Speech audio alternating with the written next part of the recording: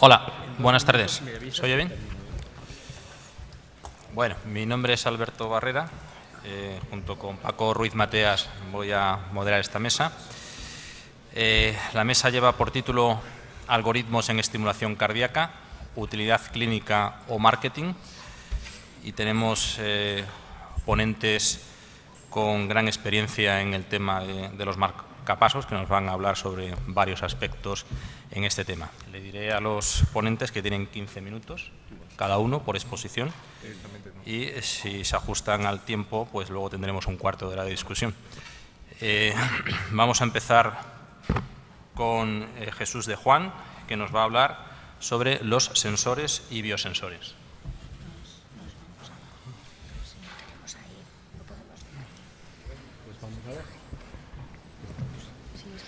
Buenas tardes.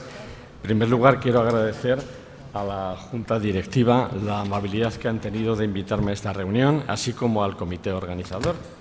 Y vamos a empezar rápidamente con un tema muy amplio que en 15 minutos voy a desarrollar telegráficamente y probablemente de una forma que a lo mejor nos guste. En primer lugar, quiero recordaros que el sensor fisiológico que tenemos en el corazón es el nódulo sinusal. Desde ahí se transmiten todos los impulsos hacia las distintas vías de conducción. Recordar también que el potencial de acción transmembrana se inicia con los canales IF de entrada iónica, posteriormente el reloj de calcio con sus canales T y L y posteriormente en la recuperación los canales IK. Recordar también que los receptores muscarínicos y beta-adrenérgicos son los que influyen en el adenosin monofosfato, que a su vez en los canales HCN originan la cinética del nódulo sinusal. ¿Cómo puede influir un sistema de estimulación cardíaca, que es lo que queréis saber ahora, respecto al gasto cardíaco? Pues en dos aspectos importantes. Uno es el volumen sistólico y otro es la frecuencia cardíaca. En el volumen sistólico, los dispositivos pueden intervenir en la precarga ajustando los intervalos auriculoventriculares. La contractilidad puede ser ajustada mediante el ajuste de la sincronía intra e interventricular. Y la frecuencia cardíaca mediante su frecuencia espontánea de nódulo sinusal o mediante la utilización de biosensores que veremos posteriormente. Respecto al tema de incompetencia cronotropa, no debemos de olvidar que hay aquí presentaciones de la doctora Sanchotello en el año 92, de la doctora Luisa Fidalgo el año pasado en Mallorca, una publicación del doctor García Urra recientemente, y respecto a los biosensores hay un número monográfico de la Revista Española de Cardiología que aconsejo a todos ustedes, si no lo han leído, publicado por la doctora Sanchotello, Juan Gabriel Martínez y Antonio Goicolea. ¿Qué se define como incompetencia cronotropa? Pues se define como la incapacidad del corazón para regular la frecuencia apropiadamente en respuesta a estrés fisiológico. Esto, a su vez, existen distintos tipos de insuficiencia cronotropa conocida, como son un retraso en alcanzar la frecuencia cardíaca máxima, un fracaso para alcanzar la frecuencia cardíaca máxima, una frecuencia cardíaca de recuperación o submáxima inadecuadas e una inestabilidad de la frecuencia durante el ejercicio. Esta diapositiva se la debo de agradecer a Inés Van der Meer, aquí presente. En la práctica consideramos una incompetencia cronotropa, sobre todo la imposibilidad de alcanzar una frecuencia máxima o submáxima. Estas las consideramos como 220 menos la edad para el varón y 10 menos en el sexo femenino y una frecuencia submáxima del 80%. La incidencia de insuficiencia cronotropa es muy variable dependiendo de la patología que valoremos. En el bloqueo cardíaco se presenta hasta en el 30% de los casos, en la enfermedad de nódulo sinusal en el 49% y en la fibrilación auricular hasta el 67%. En los pacientes con insuficiencia cardíaca, como podéis ver en este trabajo tan interesante, se valoraron distintos pacientes eran marcapasos tricamerales en resincronización y donde se veía que la mayor ventaja, tanto en el pico de ejercicio de frecuencia máxima, los equivalentes metabólicos en MEZ, el consumo de oxígeno o el tiempo de ejercicio, siempre era mayor, como lo vemos aquí en color negro, en los pacientes en que se ponía un biosensor. En el año 57 se describe el primer marcapaso externo con cables externos y en el 58 el primer marcapaso subcutáneo.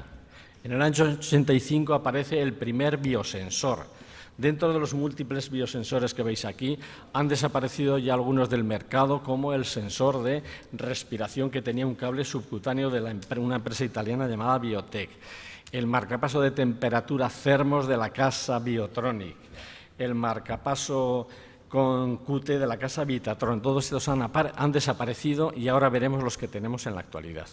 ¿Qué es un sensor o un biosensor? Pues es el parámetro que tiene la peculiaridad de detectar las señales físicas o biológicas que reflejan directa o indirectamente la demanda metabólica mediante un algoritmo que varía la frecuencia cardíaca en función de dichas señales. ¿Cuándo está indicado un biosensor? Pues para dos situaciones, para utilizarlo como terapia o diagnóstico. Para terapia, en el tratamiento de la incompetencia cronotropa o en la terapia de insuficiencia cardíaca. Y como diagnóstico, para el diagnóstico de insuficiencia cardíaca o diagnósticos de apnea del sueño. Como veis, la frecuencia ideal de un sensor es aquel que simula la función de nódulo sinusal durante el ejercicio y otras necesidades metabólicas. Esta es una publicación de un libro del doctor Sutton del año 89, que quien esté interesado creo que es aconsejable que se lo lea. Debe de reunir las siguientes características: medir un valor fisiológico acertadamente, respuesta en el tiempo que corresponda a las necesidades fisiológicas, una alta sensibilidad y especificidad, biocompatibilidad, seguridad, manejo fácil en la implantación, en la programación y en el recambio y bajo consumo energético. Como podéis comprobar ahora, este es un caso donde este sensor no reúne ninguna de las condiciones que decíamos anteriormente. Los sensores más comunes utilizados actualmente son el acelerómetro, el sensor de ventilación minuto, combinación de sensores que suelen usar la asociación de los dos primeros, el CLS y el aceleración endocárdica. La programación del sensor puede hacerse más o menos manualmente, valorando la frecuencia límite inferior, la frecuencia máxima del sensor ajustado a su edad y a la cardiopatía, utilizar el umbral de detección del sensor y programar las pendientes de respuesta en incremento o decremento. No hay que olvidar, como digo abajo, que los automatismos hoy en día en estos dispositivos suelen hacerlo bastante automáticamente. El primer sensor que se lanzó fue el sensor con cristal piezoeléctrico, con su modificación del acelerómetro, que se caracteriza por una rápida respuesta, pero no discrimina las distintas cargas de trabajo, no responde al estrés emocional y es susceptible a vibraciones externas y movimientos. Aquí pongo el primer dispositivo, que fue de la casa Medtronic, el famoso Activitras, con su posterior Legend, que fue uno de los grandes dispositivos, y la diferencia entre el piezoeléctrico y el acelerómetro. El piezoeléctrico tiene su sensor en una parte lateral de la carcasa y el acelerómetro está en la parte interna del dispositivo. Esto, para que veáis un caso clínico reciente de hace unos 15 días, se nos consultó por una paciente de 86 años que llevaba un VVIR y que su hijo la paseaba diariamente en una silla de ruedas sin tener ningún movimiento, y la paciente tenía un Angor aparentemente diario que se estaba tratando con nitritos, y la mujer tenía, como veis, una clínica sugestiva de Angor que sus médicos la trataban con nitritos. Pues quitar el acelerómetro fue resolver esto. Y esto es debido a que cada día los seguimientos y casi toda la medicina básica y la cardiología se hace de una forma cada día peor. Yo soy el primero que lo hago. Sensor volumen minuto respiratorio. Este se caracteriza porque mide la impedancia de las variaciones de volumen del tórax, estimando la frecuencia respiratoria. Es un sensor fisiológico, pero tiene una respuesta lenta. Aquí tenéis el funcionamiento básico, se caracteriza por la utilización preferentemente de cables bipolares y utiliza un envío de corriente y luego una lectura a través del otro polo, y lo que mide es la frecuencia respiratoria y el volumen tidal o corriente. Este es un ejemplo de que hay algunos dispositivos que automáticamente ajustan en reposo y se ajustan y posteriormente tras el ejercicio, y cada 24 horas se ajustan para modificar estos valores. Esto sería un ejemplo de cómo en color negro observamos la función sinusal normal de un paciente y en rojo vemos cómo se adapta en volumen minuto respiratorio. Los dobles sensores tienen una ventaja, es que la virtud del acelerómetro, que es una respuesta rápida, se complementa con el mantenimiento posterior del volumen minuto respiratorio y que a su vez este corrige la respuesta al acelerómetro a vibraciones externas. Aquí podéis apreciar a la derecha cómo funciona el volumen minuto respiratorio, en la parte central en un acelerómetro, produciendo unas variaciones rápidas y vivas del ejercicio, y al final la combinación de ambos sensores que simulan mucho a la función sinusal normal. La combinación de varios sensores podéis apreciar aquí en el grabado superior. En negrita vemos la función normal de la función sinusal y abajo vemos cómo funciona el acelerómetro. Sin embargo, cuando combinamos ambos sensores, en rojo, vemos que se adapta bastante bien a la función cronotorpa del paciente. Sensor de impedancia intracardíaca o sensor CLS. Se caracteriza porque filtra la impedancia cardíaca, se relaciona con la DPDT del ventrículo derecho y logra una aproximación a la contracción cardíaca, respondiendo a la insuficiencia cardíaca y también al estrés. De este dispositivo, el electrodo introducido en el ventrículo derecho detecta en cada contracción ventricular, sístole y diástole, la impedancia intracardíaca.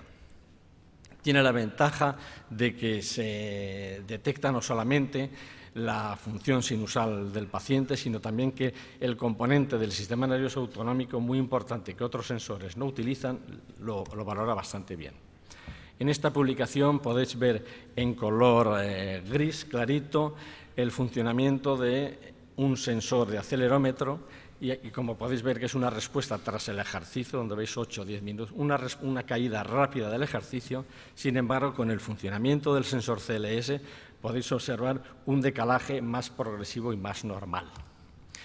En esta siguiente diapositiva se compara la situación de un estrés mental al paciente y donde podemos apreciar que el acelerómetro en color gris prácticamente no tiene ningún funcionamiento, sin embargo el sensor CLS sí que produce unas modificaciones de frecuencia cardíaca muy aceptables. Esta es otra publicación de este año donde se compara.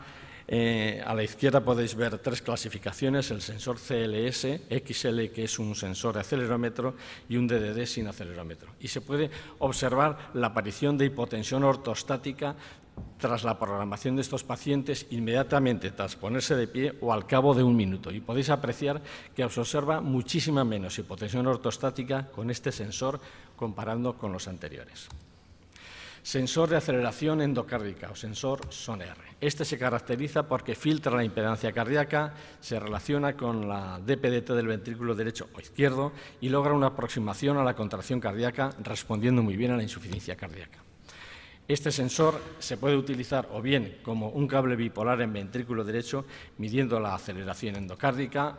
Y aquí tenemos un trabajo donde participaron entre ellos el doctor Jorge Silvestre, el doctor Martínez y alguno más aquí presente, donde se comparaba los eventos libres de supervivencia respecto a en azul, que vemos la aceleración endocárdica respecto al grupo control sin aceleración endocárdica, y se vio que tenían muchísimos menos eventos. Posteriormente veremos otros más modernos. Sensores y algoritmos para la insuficiencia cardíaca. Recordar que el sensor CLS es un sensor bastante específico de insuficiencia cardíaca, como hemos visto anteriormente, y aquí hay un trabajo del año 2005 donde se valoran pacientes con insuficiencia cardíaca y fracción de eyección menos del 40%, que al cabo de 6 meses, tanto su clase funcional de insuficiencia cardíaca como la fracción de eyección mejoraron significativamente. Esta es otra publicación del año 10, donde en pacientes con fibrilación auricular y ablación del nodo AV se colocaron marcapasos, donde unas veces se programaba en CLS y otros con acelerómetro. En el grupo de CLS podéis observar un funcionamiento de la respuesta ventricular muy homogénea y adecuada a todo tipo de ejercicios. Sin embargo, el acelerómetro solamente funciona básicamente durante el ejercicio. El sensor SON-R, perdón, me he pasado de aquí un montón de diapositivas, esto es por ir deprisa. Vale, perdón. El sensor SON-R para insuficiencia cardíaca. Recordar que este cable precisa una ubicación en la aurícula con un cable especial en punta dulce. Diapositivas que agradezco a mi amigo José Ramón Jimeno, aquí presente. Esta señal la detecta y está muy relacionada con la señal del DPDT que se presenta en el corazón. Y aquí podéis ver en la parte de la izquierda cómo la señal de DPDT se correlaciona mucho con la aceleración endocárdica. A la derecha, cuando se administra dobutamina, aumenta el DPDT y esto se correlaciona también directamente con la aceleración endocárdica.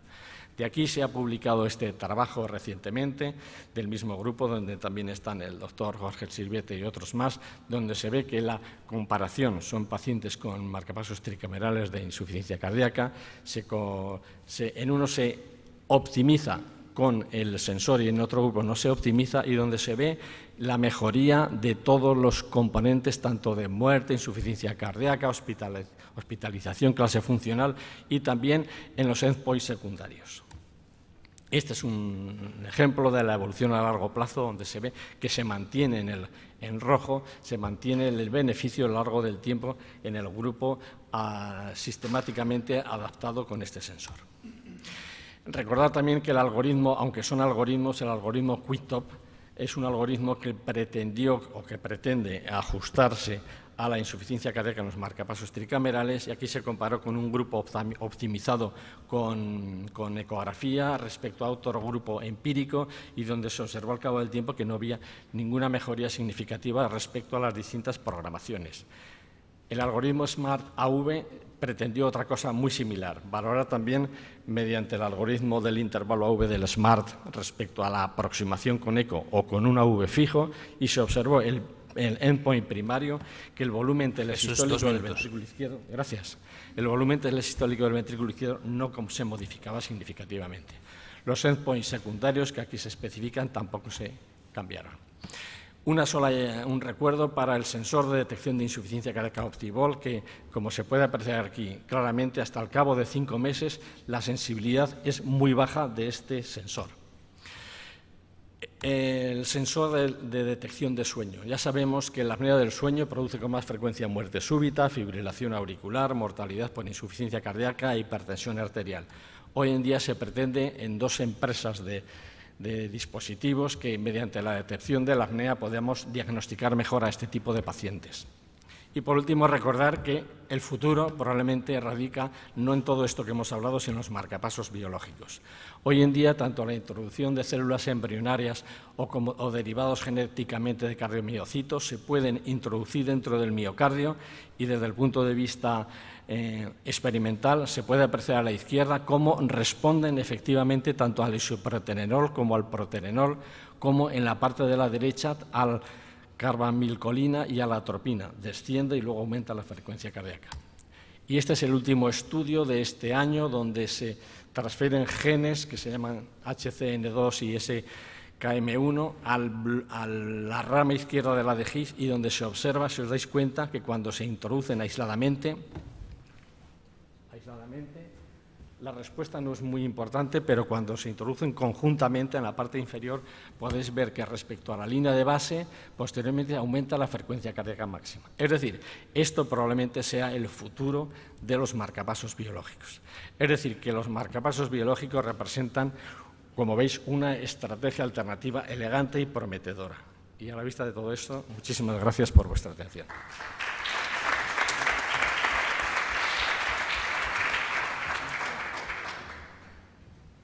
Muchas gracias, doctor de Juan. El doctor Tomás Ripoll, del Hospital Son Yasser, nos va a hablar de los algoritmos de ajuste automático de salida. Cuando quieras, Tomás. Muchas gracias a los organizadores por la invitación. El tema que me ha tocado a mí es hablar del control automático de captura. Básicamente miraremos si realmente aporta en beneficio o no.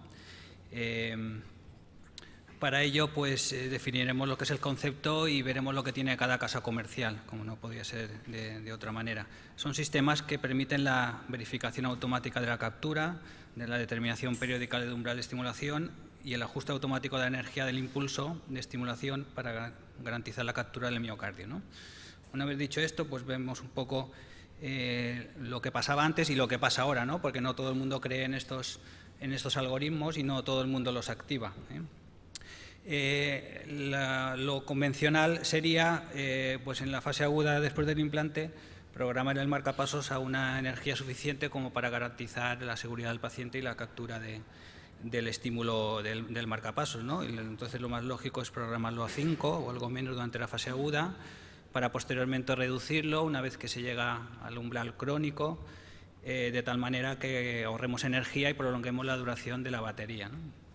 Esto es lo convencional, hasta que salen los algoritmos de autocaptura.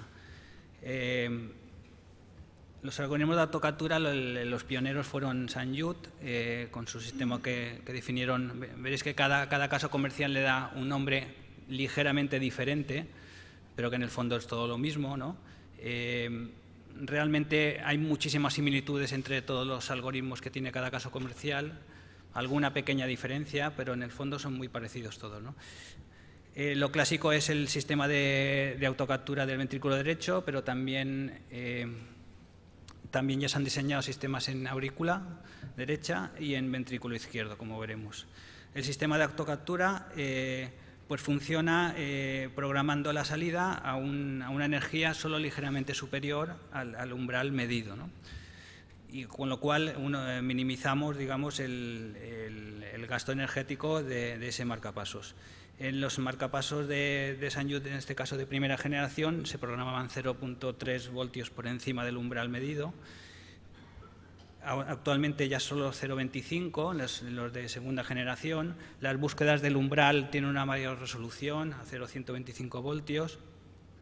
Y el margen al que se programa la salida, una vez medido el autoumbral, la autocaptura, es de solo 0.25, ¿no?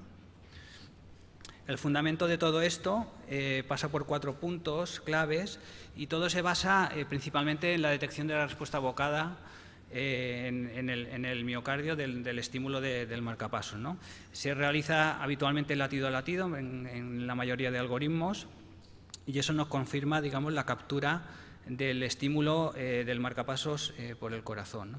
En segundo lugar, está el concepto de la recuperación de captura, que es, en el caso de no detectar respuesta evocada, o sea, una pérdida de captura, lo que hace como medida de seguridad el marcapasos es dar un estímulo de seguridad de alto voltaje, habitualmente entre 4,5 y 5 voltios según la casa comercial, para asegurar que se produzca estímulo cardíaco, ¿no? A partir de ahí se producen ya búsquedas de umbral, como ahora veremos.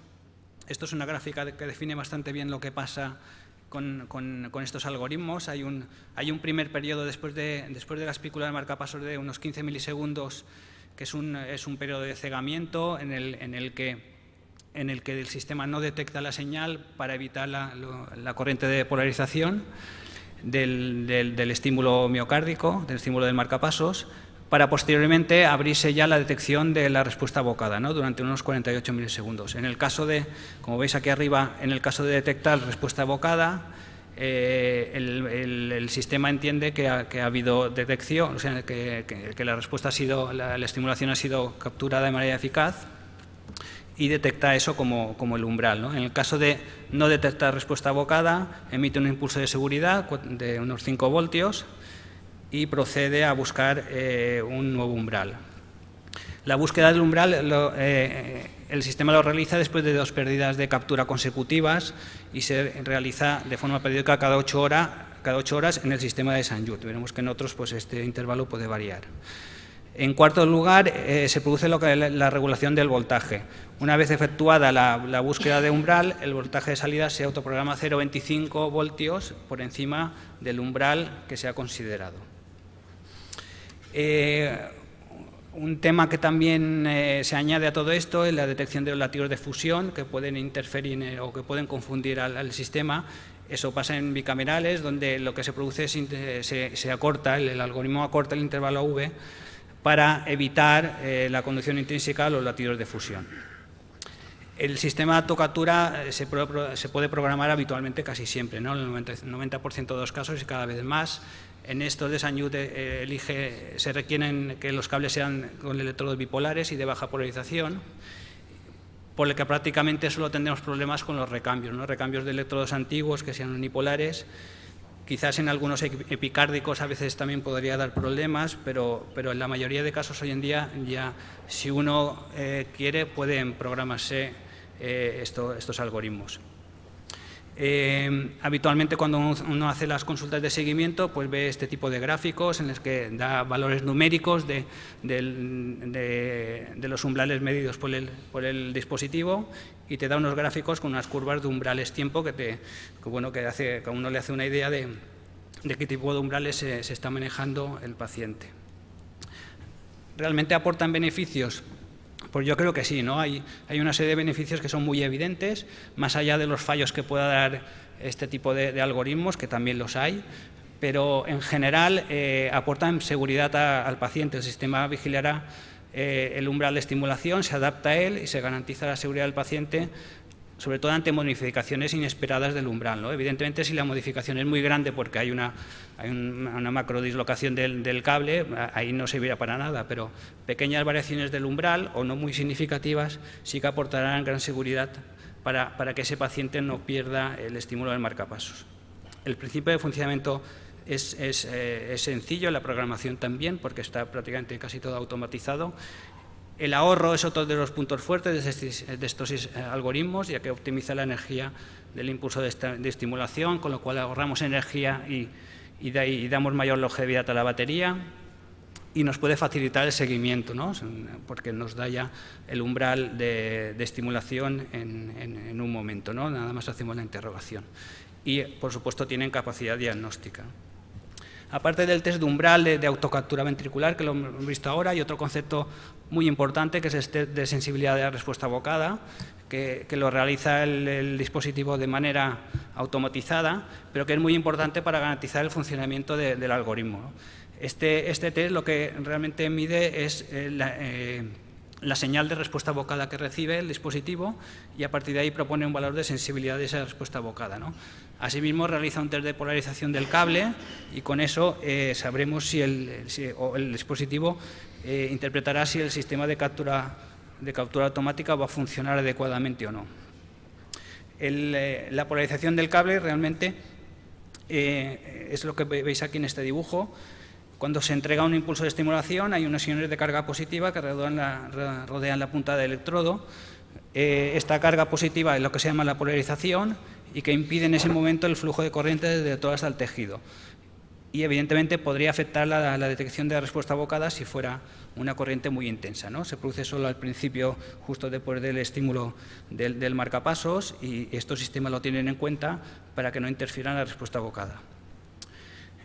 Otras casas comerciales, ¿qué es lo que tienen? Medtronic le llama control de captura de ventrículo derecho. Puede utilizarse con cualquier cable, ya sea unipolar o bipolar. La frecuencia con la que el dispositivo realiza búsquedas de umbral es programable por el médico.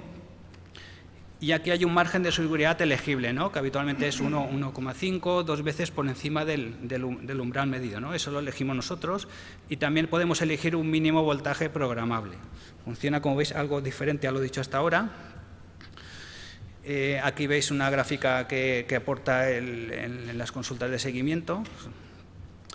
Boston le llama captura automática. Se basa también, los principios básicos son los mismos: respuesta vocada, cualquier tipo de cable, latido a latido y el estímulo de seguridad en casos de déficit de captura, ¿no? Entonces, hasta ahora todo esto normal. La pequeña diferencia que puede haber es que se programan 0,5 voltios por encima del umbral de captura, o sea, algo superior, por ejemplo, a lo que decimos con Sanyu, ¿no?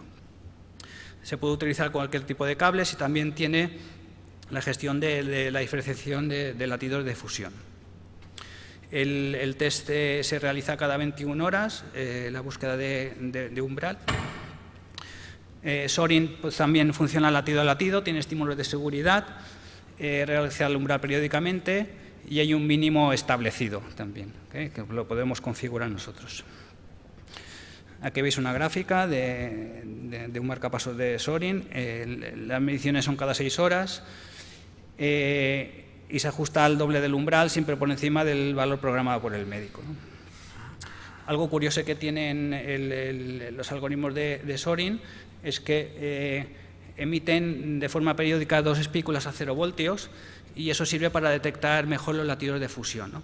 El objetivo es diferenciar 2 señales, la respuesta vocada de la polarización, y entonces de tal manera que en el caso de que haya espícula eficaz, se detectan las dos señales, respuesta vocada y polarización, pero en el caso de que la espícula sea ineficaz, solo se va a detectar la polarización.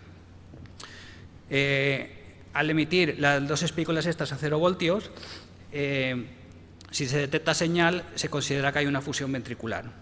Entonces se inicia un nuevo proceso de calibración y forzando una V algo más corto. Biotronic le llama control activo de captura y las bases son las mismas: respuesta vocada, latido a latido, estímulo de seguridad, el margen de salida es programable y utiliza electrodos bipolares y de baja polarización.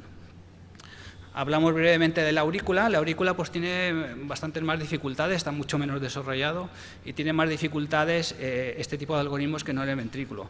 ¿Por qué? Pues muy lógico, porque la señal auricular realmente es más pequeña, con lo cual la respuesta evocada que vamos a obtener es pequeña y difícil de detectar. No obstante, pues ya hay algunas casas que lo tienen, no todas, pero tienen sistemas de captura en aurícula. Sanjut le llama a Cap Confirm. Se basa en la respuesta vocada, es latido a latido, hay estímulo de seguridad y aquí juega con unos márgenes de seguridad de 1.7 a 1. Requiere que sean cables de baja polarización y que el impulso sea bipolar. Estos son dos gráficos de lo que ocurre en el caso de captura eficaz y ausencia de captura. En el primer caso veis que se detecta la polarización más la respuesta vocada, por lo tanto hay captura. Y en el segundo caso solo se detecta la pequeña señal de polarización. Esto sirve al sistema para determinar lo que es la sensibilidad de respuesta vocada, que es lo que va a marcar la capacidad de estos algoritmos para que sean realmente eficaces. Medtronic tiene también sistema de control de captura auricular, pero aquí curiosamente no utiliza la detección de la respuesta vocada, sino que utiliza dos otros métodos, que son el reseteo de la cámara auricular cuando hay un ritmo sinusal estable, o bien la conducción auriculoventricular cuando se observa una conducción AV intrínseca estable con estimulación auricular. No me detendré a explicarlo, pues sería largo. Estos sistemas de autocaptura auricular pueden tener ciertos problemas y en muchos casos no van a ser útiles, ¿no? En el caso de frecuencias cardíacas elevadas o fibrilación auricular crónica, en el caso de ritmo sinusal poco estable o cambios en el ritmo, la búsqueda del umbral puede abortarse, siempre se va a repetir en el tiempo, ¿no? o bien en el mismo día o bien al día siguiente, pero en muchos casos pueden fracasar. El margen de seguridad, en el caso del control de captura de Medtronic, es programable por el médico. Biotronic también tiene control de captura auricular, que se basa más en el canal de marcas. Y como detalle, pues tiene una búsqueda rápida con intervalos de 0,6 voltios y una búsqueda detallada con intervalos más cortos de 0,1 voltios, ¿no? Y con un test de confirmación final. Por último, ¿qué hay con respecto al control automático de captura en ventrículo izquierdo? Aquí es interesante, ¿no? Es interesante porque en estos casos nos asegura la terapia de sincronización cardíaca que los que buscamos en estos pacientes, ¿no? El que estén siempre con el ritmo marcapasos. Los beneficios son muy claros, serán muy útiles en la fase aguda del cable, en la que puede haber variaciones significativas del umbral, incrementa la eficacia de la terapia, optimizando a su vez el voltaje de salida y la longevidad del dispositivo, nos puede reducir el tiempo de seguimientos y es útil en casos de estimulación diafragmática al jugar con umbrales más ajustados a los que tiene el paciente, ¿no? Medtronic tiene control de captura ventricular izquierda, el sistema precisa que haya una estabilidad del ritmo y una frecuencia de menos de 90 latidos por minuto y bueno, iba jugando para la búsqueda del umbral en diferencias entre conducción AV y conducción VV. La prueba se realiza habitualmente a la 1 de la mañana porque es cuando se considera que el paciente puede estar en reposo. Biotronic también tiene control de captura biventricular. Se basa en la medición del umbral métrico derecho para posteriormente medir el umbral métrico izquierdo. La medición de este umbral utiliza el ventrículo derecho para los impulsos de seguridad en el caso de que no haya captura y el margen de seguridad es programable. Por último, Boston también tiene control de captura ventricular izquierda, le llama PaceSafe. También juega con un margen de seguridad del doble Y bueno, lo podemos tener como estos sistemas se pueden programar en automático o bien en modo monitor, de tal manera que tengamos los datos pero que el sistema no los aplique, ¿no? Realidad o ficción. Yo creo que en realidad los sistemas son útiles, no en todos los casos probablemente, todo el mundo seguro que conoce casos en los que han fallado, pero aportan más beneficios que otra cosa. Muchas gracias.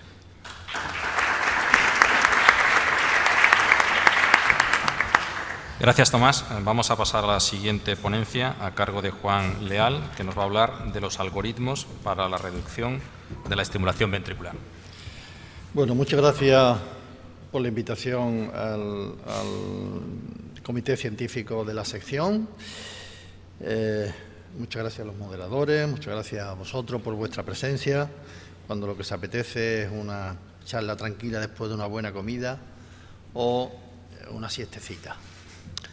Bueno, el desarrollo de los electrodos con patita pues permite conseguir una estimulación ventricular absolutamente estable y segura en el APE, en la zona trabeculada del APE del ventrículo derecho. Y esto marcó la diferencia realmente entre la vida y la muerte de los pacientes con bradiarritmias, y así se ha mantenido durante muchísimos años. El APE es como el sitio ideal de estimulación, un sitio fácil de alcanzar, seguro y estable a largo plazo.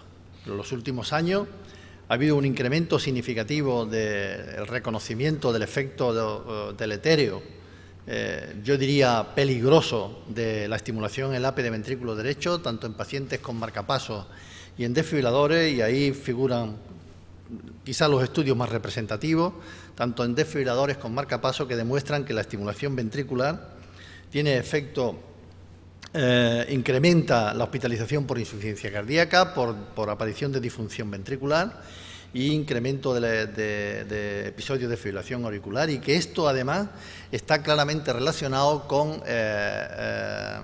la tasa de estimulación ventricular. Cuanto mayor es la tasa de estimulación ventricular, mayor es el riesgo de aparición de estos problemas. Tanto es así que en el año 2006 Sweeney ya publicó lo que él consideraba un nuevo paradigma en la estimulación ventricular fisiológica. En los pacientes que tenían bloqueo auriculoventricular recomendaba la estimulación en sitios alternativos, y en los pacientes sin bloqueo auriculoventricular permanente y sin trastorno de conducción intraventricular ya recomendaba que la estimulación ventricular debía ser evitada, que es el cometido de mi participación en esta mesa. Así, la actualización de las guías publicadas recientemente, en el mes de enero, pues recogen ya la importancia de minimizar la estimulación ventricular innecesaria, y considera que esta forma de actuar es una estrategia primaria, una estrategia de primer nivel en los pacientes con enfermedad del nódulo sinusal, con conducción auriculoventricular intacta o con trastornos intermitentes de la conducción AV. Y a lo largo de estos años, cada fabricante ha diseñado su propio algoritmo, que ahora los vamos a comentar. Bueno, fundamentalmente hay dos tipos de algoritmos. Los de la derecha, histéresis intervalo V, pues son los que están ahí, el SARS-AV de Medtronic, el BIP de Sanyu. Sorin carece, según mi información, de algoritmo de histéresis intervalo V. Biotronic tiene el IRS Plus y Boston el AVSH. Prácticamente todos funcionan de la misma manera, con algunas pequeñas matices diferenciales entre uno y otro, pero la funcionalidad es similar.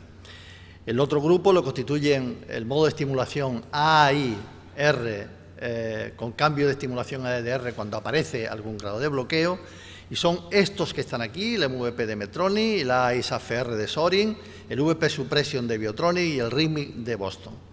Vuelvo a decir lo mismo, son muy parecidos, aunque algunos tienen su diferencia y alguna diferencia significativa. Todos prácticamente permiten la estimulación con bloqueo AV de primer grado, y muchos de ellos permiten bloqueos AV paroxísticos no permanente de bloqueo auriculoventricular de segundo grado. Este sería el de arriba, cómo funciona la histéresis del intervalo V. Se programa un intervalo V en este caso 175 y 150 dPV, con un incremento de 50 milisegundos. A la izquierda tienen ustedes una estimulación DDD, hace en el siguiente latido, alarga el intervalo V porque aplica el delta, se queda estimulando en AI hasta que en los dos latidos anteriores aparece una estimulación ventricular y en ese momento se interrumpe la estimulación con la histéresis y vuelve a los intervalos a estimulación DDD con los intervalos V programados. El otro es un modo de estimulación de los considerados AA y ADDD. En este caso hay dos P que son bloqueadas, que son permitidas de acuerdo con el algoritmo, y la tercera P ya va seguida de un impulso de seguridad.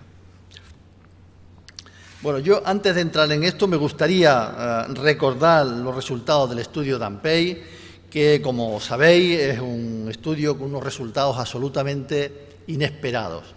Cuando toda la información que teníamos que el modo de estimulación AI o AIR era superior en cuanto a la prevención de la fibrilación auricular, el estudio de los daneses, que son los propios del doctor Nielsen, que ha trabajado tanto en la estimulación unicameral de aurícula derecha, es un estudio randomizado que asigna a los pacientes al modo AI y al DDD, con un periodo de seguimiento realmente largo, de 5.4 hasta más o menos 2,6 años. El objetivo primario era la mortalidad con cualquier causa con cada uno de los brazos y el objetivo secundario, la tasa de FA paroxística, la incidencia de accidente vascular cerebral, la aparición de fallo cardíaco y la necesidad de reintervención. Y sorprendentemente, pues como ahí ven ustedes, no hay diferencia en la muerte por cualquier causa, pero sí hay una diferencia significativa a favor del modo DR, de la tasa de fibrilación auricular, que es mucho más frecuente, el 28.4% frente al 23%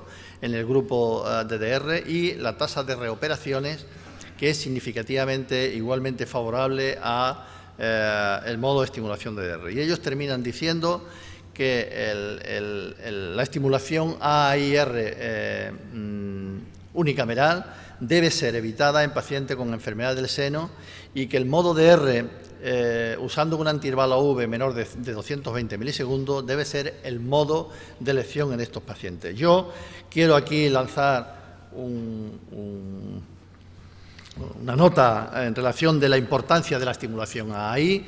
A mí me parece que tiene absolutamente vigencia y en un reconocimiento a los dos grupos que más han trabajado, grupos españoles que más han trabajado en el tema de la estimulación unicameral de la aurícula derecha, el doctor Goicolea y el grupo de Salamanca, el doctor Moríñigo, que ellos, utilizando criterios de pacientes con enfermedades del seno de bajo riesgo, que son aquellos que todos conocéis, que tienen un punto de Bencke por encima de 120, 130 latidos por minuto, sin trastorno de conducción intraventricular. Se habla también que no deben de tener cardiopatía isquémica y, sobre todo, hay un punto importante que no siempre se utiliza, que el último PR conducido antes del bloqueo auricular, antes del Bencke, sea igual o inferior a 270 milisegundos. Esos son los pacientes que tienen bajo riesgo y en esa situación ellos consideran que el modo de estimulación aérea en la difusión sinusal es seguro y eficaz. Y creo que esto tiene absoluta vigencia. En la revisión que he hecho del tema de los algoritmos para reducir la estimulación ventricular, voy a hablar exclusivamente, hay mucha información, la mayor parte de ella obtenida de estudios no randomizados, estudios observacionales con escaso número de pacientes, y voy a obviar ese tipo de estudios. Por otro lado, hay algunos de los algoritmos que no están apoyados y sustentados en estudios serios, aunque puede uno asumir que si un algoritmo de histéresis del intervalo V ha sido contrastado, uno puede asumir absolutamente que cualquiera de los otros se va a comportar de la misma manera y podríamos obtener los mismos resultados, pero efectivamente no todos están sustentados en estudios prospectivos y randomizados. Este es el primer estudio que lo desarrolló Medtronic en pacientes que necesitaban que se le implantaba un DICE Marquis y comparaba el modo DDR con el modo MVP. El software lo cargaban dentro del dispositivo, que no lo tenían todavía programado.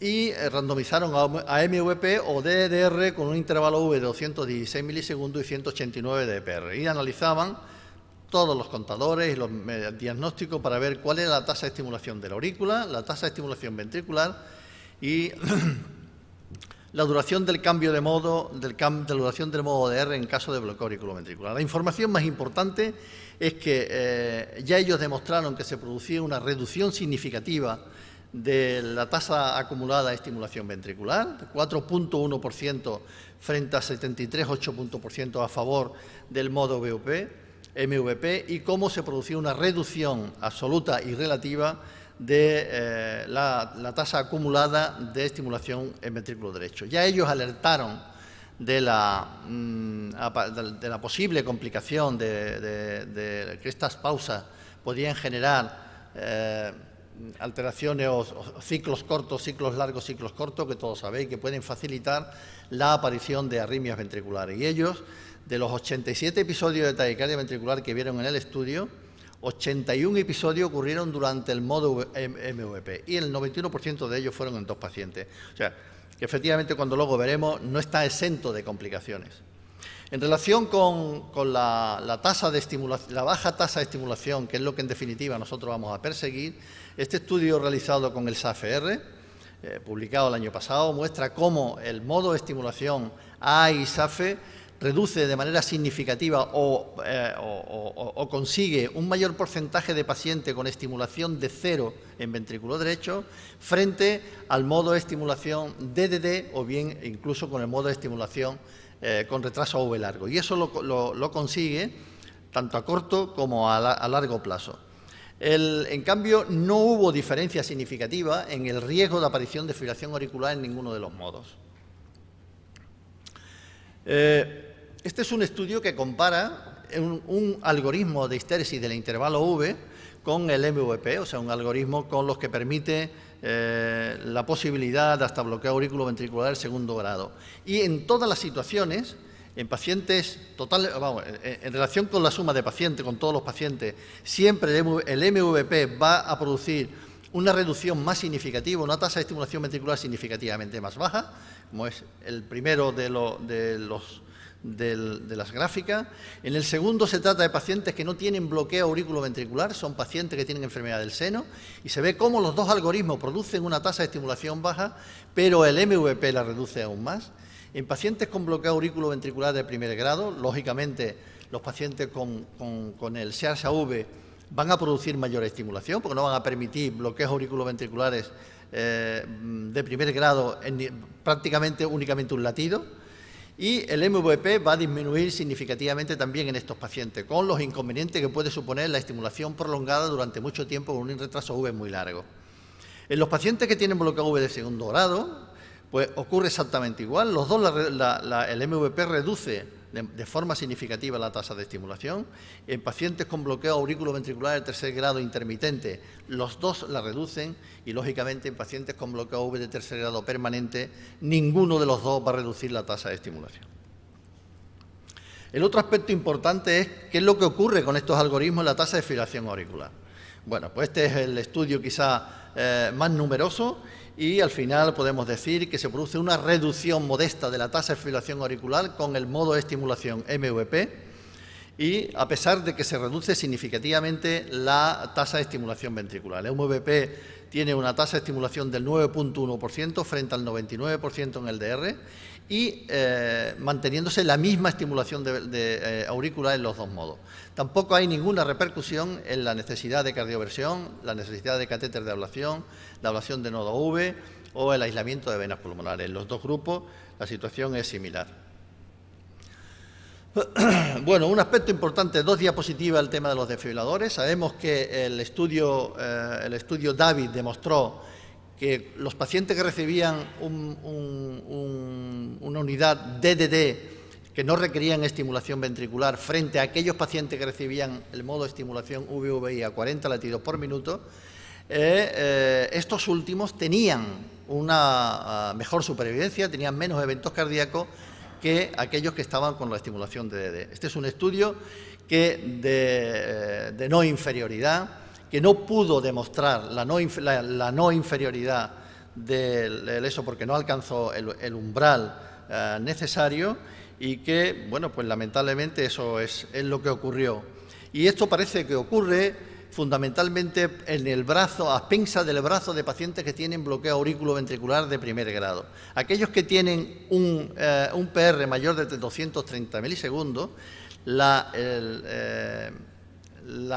tasa, o sea, lo que es el objetivo primario, que era la mortalidad, mortalidad e ingreso y atención urgente por un evento cardíaco, en ambos claramente es favorable, en las tres situaciones el objetivo primario es favorable en este grupo de enfermos, aquellos pacientes en los que tienen un bloqueo, un PR prolongado mayor de 230 milisegundos, mientras que son similares el comportamiento cuando el PR es menor de 230. Este otro estudio de no inferioridad, en este caso el estudio INTRINGS-RV, que es un estudio que se realizó con dispositivos de Boston y que compara la estimulación de DDR con la histéresis de intervalo AV de Boston con la estimulación en VV a 40 latidos por minuto. Este estudio sí demuestra que la estimulación de DDR con histéresis es igual o incluso mejor que la estimulación VVI. Un aspecto importante que debemos de tener en cuenta es qué repercusión puede tener estos algoritmos sobre la longevidad de los dispositivos. No hay mucha información. Este es el único estudio que yo he encontrado, un estudio realizado con el Symphony que lleva de Sorin, que efectivamente la estimulación SAFR incrementa la longevidad prácticamente un 24%, prácticamente lo mismo que la programación óptima de la energía del impulso ventricular o auricular o de la frecuencia cardíaca. Bueno, estos algoritmos tienen efectivamente algunos efectos adversos y ahí están en relación con esto. Quizá la permanencia o la tolerancia del bloqueo auriculoventricular en los pacientes en el grupo de algoritmos que cambian de A y a DDD, pues es un problema que yo creo importante porque pueden producir síndrome de marcapaso por estimulación con un retraso V realmente prolongado, 300, 350 milisegundos o incluso más. En caso de bloqueos auriculoventriculares intermitentes, las pausas repetidas en los algoritmos de A y DDR pueden producir taquicardias ventriculares, aunque esto no es tan exento ningún paciente portador de marcapaso. Cuando se producen algunas extrasístoles ventriculares, casi siempre se pueden producir pausas y ciclos corto, largo, corto. La aparición de fusiones es bastante probable en la histéresis del intervalo V y la limitación de la frecuencia máxima de seguimiento, que es muy importante en aquellos pacientes que no son realmente un algoritmo, que es la programación aislada y prolongada del intervalo V, es poco probable en utilizando estos algoritmos que estamos revisando.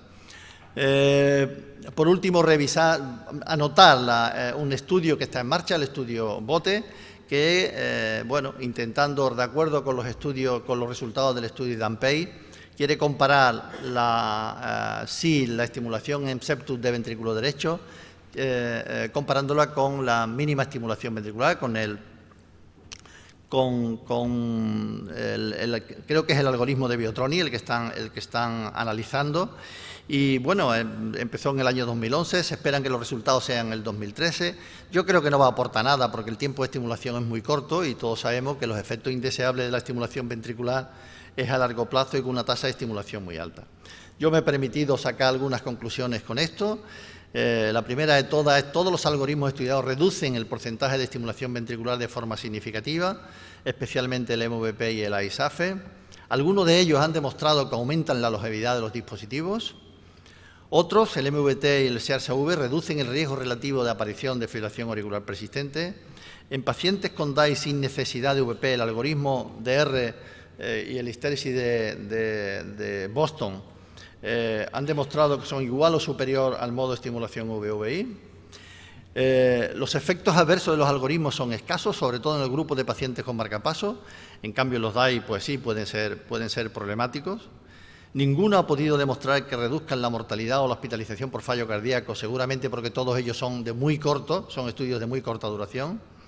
Yo creo que el modo AI unicameral puede indicarse en los pacientes con enfermedad del seno con bajo riesgo de bloqueo AV, aunque se recomienda advertir del posible riesgo de FA y de reintervenciones. Por último, y contestando a la pregunta inicial, la reducción de la estimulación ventricular innecesaria debe ser una estrategia de primer orden y, por tanto, los algoritmos que lo consiguen son de gran importancia y útiles en la práctica clínica. Muchas gracias.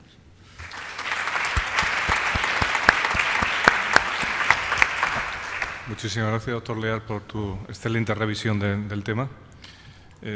La siguiente, la doctora Luisa Pérez, del Complejo Hospitalario Universitario de La Coruña, nos va a comentar los algoritmos para prevenir el síncope neuromediado. Cuando quieras, Luisa. Buenas tardes. En primer lugar, agradecer a los organizadores del Congreso el que me hayan invitado. Y en esta mesa en que estamos, a mí me toca discutir los algoritmos para prevenir el síncope neuromediado.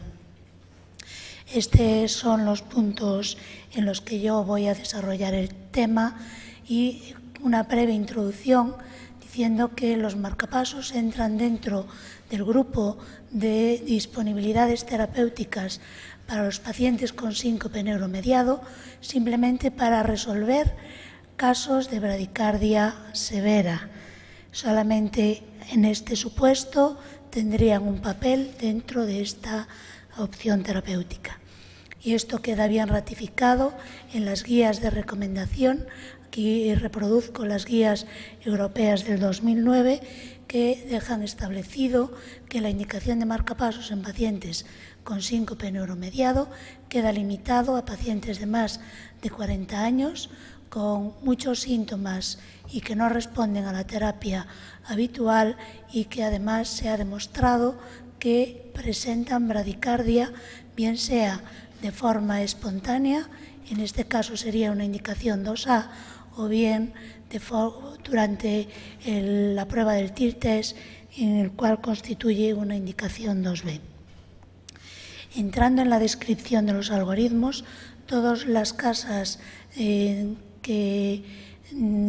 con las que trabajamos en nuestro entorno tienen un algoritmo de prevención del síncope neuromediado. ¿Y cómo se llega al desarrollo de estos algoritmos?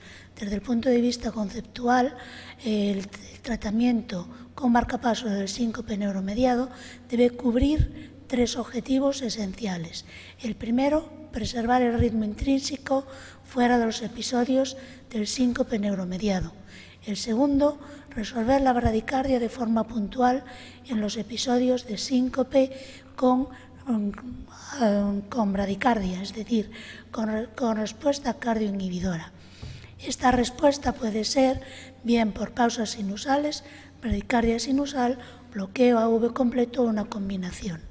Y el tercer punto, optimizar la hemodinámica del ritmo estimulado teniendo en cuenta la fisiopatología del síncope neuromediado, especialmente la hipotensión y la hipovolemia relativa en la que se encuentra el paciente durante el episodio.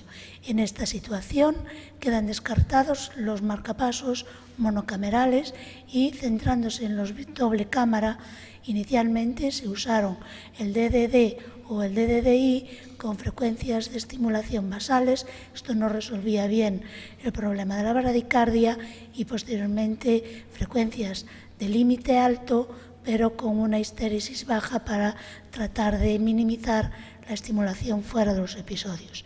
Y en este contexto se vio la necesidad o la conveniencia de desarrollar algoritmos específicos. Estos algoritmos lo que hacen es monitorizar y detectar las caídas bruscas de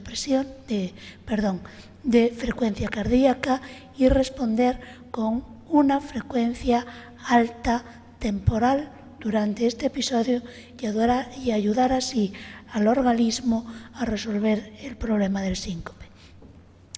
Entrando ya dentro de la situación de cómo se han desarrollado estos algoritmos, hay un algoritmo que es el que tiene la casa Biotronic, que ya ha sido descrito por el doctor De Juan, que usa el sensor CLS.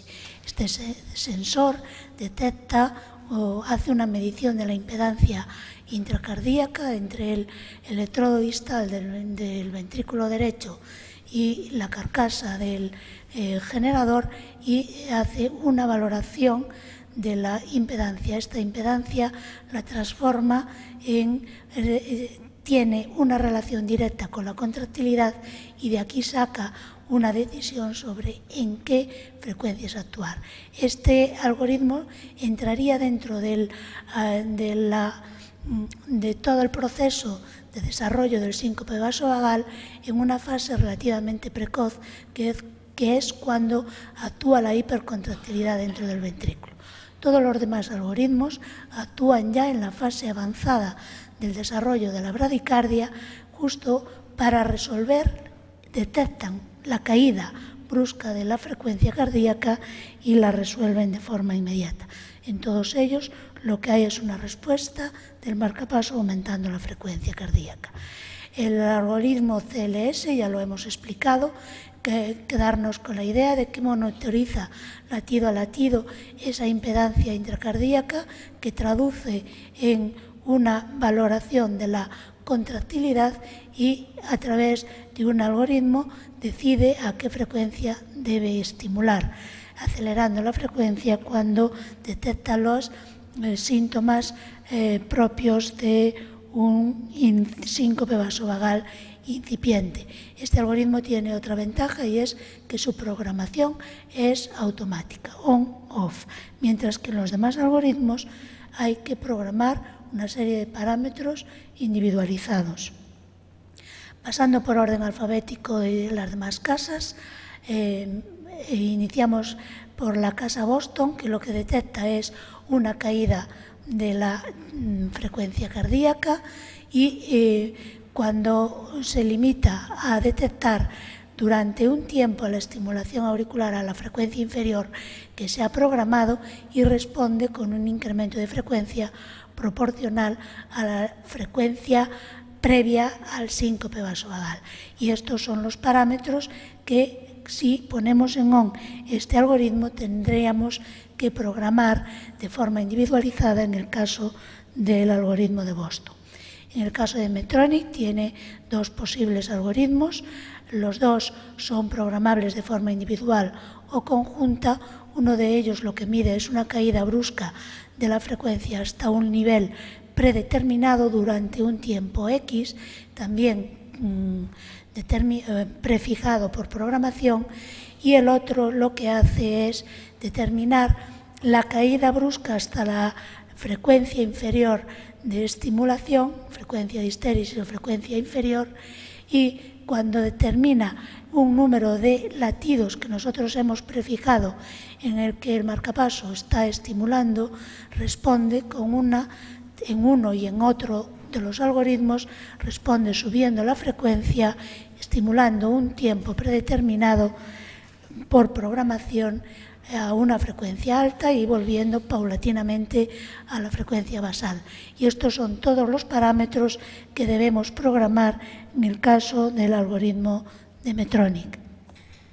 El de St. Jude son todos ellos muy similares, pero todos tienen una particularidad. El de St. Jude detecta la caída brusca de la frecuencia, exige también un número de latidos programable que nosotros debemos, que el algoritmo detecta de estimulación a la frecuencia inferior determinada, responde con una frecuencia alta predeterminada y aquí también podemos determinar el tiempo que va a tardar una vez que empieza el inicio hacia la frecuencia autóctona, el tiempo en el que va a ir recuperando la frecuencia basal del paciente.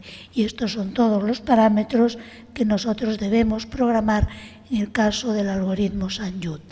Y por último, el algoritmo de Sorin, en el cual también detecta una caída brusca a una frecuencia que nosotros predeterminamos. Este exige, si no es programable, el número de latidos a los que estimula el marcapaso a frecuencia inferior, exige un latido estimulado en la aurícula después de 8 latidos autóctonos. También tiene de particular que la subida de la frecuencia hasta el límite que hemos programado es paulatina, la duración es de 24 ciclos y a partir de ahí inicia una búsqueda de la frecuencia intrínseca del paciente hasta encontrarla. Y estos son todos los parámetros que podemos y debemos programar en el caso del algoritmo de Sorin. Tiene una particularidad también el algoritmo de Sorin, que es que en el caso de que detecte que además de la bradicardia aparece bloqueo AV, entonces para evitar la competición lo que hace es acortar también el intervalo AV para asegurar una frecuencia auricular y ventricular estable al paciente en esos momentos. Este es un ejemplo que es de un algoritmo de Boston en el que se ve la detección del ritmo, el paso a ritmos estimulados, en este caso 3 latidos estimulados es lo que hemos considerado como mínimo para que iniciara el algoritmo, el pase a estimular a una frecuencia de estimulación predeterminada, que en el caso del algoritmo Boston es un porcentaje respecto a la frecuencia basal del paciente, la duración que le hemos dado y la recuperación paulatina a la frecuencia basal. Esto es una forma de ayudar a resolver los síncopes neuromediados exactamente solo en aquellos pacientes con bradicardias extremas, como ya hemos dicho. Pasamos a evaluar, a ver qué podemos decir de la evaluación clínica de estos y de la utilidad de estos algoritmos. En cuanto a estudios clínicos, nos encontramos que estudios clínicos de marcapasos en el síncope neuromediado hay alrededor de 10 o 12 que han sido diseñados de una forma prospectiva y randomizada, aunque muchos de ellos son abiertos. Sin embargo, ninguno de estos estudios se ha diseñado para evaluar la utilidad de estos algoritmos. Más bien, son estudios que evalúan la utilidad del marcapaso en el síncope neuromediado. Y hay 3 grupos de estos estudios. Los que enfrentan el marcapaso frente a no tratamiento son estudios abiertos. Los que enfrentan marcapasos frente a otros en estimulación óptima frente a otro modo de estimulación, y los que enfrentan marcapasos frente a placebo, pero en pacientes a los que se le ha implantado también el marcapaso. Repito que no son estudios orientados a evaluar los algoritmos, sin embargo, sí son todos ellos, menos el estudio BASIS, estudios realizados con los algoritmos activados. Y en ellos podemos decir, como resumen, que el marcapaso ha demostrado una franca eficacia únicamente en los que comparan marcapasos frente a tratamiento médico o no tratamiento, mientras que en los demás diseños de estudios, frente a otros modos de estimulación o a marcapaso en off, la ventaja que ha demostrado la estimulación es o bien límite de la significación o bien no significativa, aunque el cómputo global de los metaanálisis de estos estudios sale a favor de la estimulación. Hay un estudio que no fue incluido en estos metaanálisis y que es el último publicado, que es el estudio ISUE3, que es un estudio prospectivo, randomizado, doble ciego y multicéntrico que engloba pacientes de más de 40 años con síncope neuromediados y bradicardia que ha sido demostrada en episodios clínicos frente a todos los demás estudios que habían usado la documentación de la bradicardia con tilt test, y el objetivo que se proponen es ver la recurrencia del síncope. Y lo comparan los marcapaso en modo DDD con los algoritmos de prevención del síncope neuromediado activados frente al marcapaso en sensado solo, es decir, en off para estimulación. Y en este estudio el marcapaso sale que es superior al marcapaso en off con una significación estadística suficiente, pero en el límite de la significación. Este estudio es el que ha determinado o ha influido en la indicación clase 2A de las guías europeas que hemos visto antes. Entonces, ¿qué limitaciones? Hemos visto que dentro de lo que cabe en los estudios clínicos, el marcapasos sale por lo menos favorecedor, pero con una serie de limitaciones a la hora de atribuir este discreto beneficio a los algoritmos de prevención del síncope neuromediado. ¿Qué otros problemas o ventajas le van a tener estos algoritmos? Pues, en primer lugar, que la programación, como hemos visto, es compleja. Todos ellos, excepto el del CLS, exigen una programación de una serie de parámetros específicos y que hay que ajustar de forma individual en cada paciente. Y, por otro lado, que exigen tomar opciones de decidir cuándo los debemos programar, porque, al contrario que otros muchos algoritmos que implementan hoy la oferta de los marcapasos, este tiene algunas incompatibilidades respecto a otros algoritmos que pueden tener utilidad clínica. Entre ellos, tiene una incompatibilidad bastante amplia con los algoritmos de prevención de la fibrilación auricular, con el algoritmo de mínima estimulación ventricular y con otros algoritmos de forma ya individual por casas comerciales. Por ejemplo, el de Boston tiene una advertencia con el algoritmo de Rate Smoothing, el Medtronic con los cambios de modo, con los sensores de frecuencia y con los periodos refractarios auriculares postventriculares automáticos, y el de St. Jude pone una advertencia que no es incompatibilidad absoluta, pero de una advertencia seria con la autocaptura y con los intervalos auriculoventriculares automáticos. Repito que no es incompatibilidad, pero sí es una advertencia a programarlos de forma estricta. Esto es una pantalla de Medtronic para ilustrar cómo las incompatibilidades, aunque nosotros las debemos saber, pues el programador ya nos hace una ayuda para una correcta programación.